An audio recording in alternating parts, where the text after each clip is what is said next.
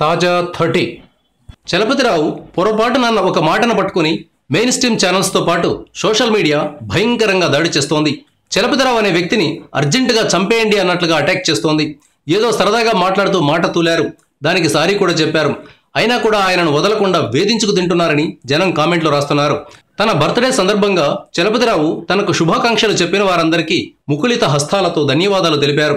కానీ చలపతిరావు బాధపడుతూ దండం పెడుతున్నారని భావించి జనం ఆయనకు ధైర్యవచనాలు చెప్తున్నారు. ఆ కామెంట్లను మీరు వినండి, చదవండి. సార్, మీ గురించి మాకు తెలుసు సార్. బాబాయ్ ఎవరో ఎదవలు వాళ్ళ టీఆర్పీల కోసం పడే పాటల కోసం మీరెందుకు బాధపడుతున్నారు? జనానికి సెన్స్ లేకుండా ఆలోచించకుండా పతివ్రతల్లా బిహేవ్ చేయడం అలవాటు. మీరు హెల్తీగా హ్యాపీగా ఉండాలి. మీ గురించి వచ్చిన న్యూస్లన్నింటికీ నేను రిప్లై పెడుతున్నా.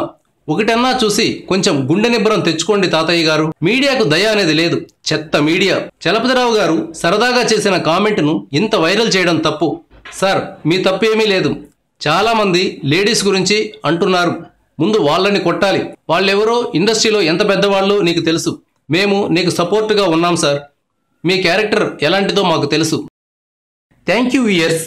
ఈ వీడియో మీకు నచ్చితే లైక్ బటన్ టచ్ చేయండి. తాజా 30 ఛానల్కు సబ్స్క్రైబ్ చేయండి. మీ మిత్రులకు షేర్ చేయండి.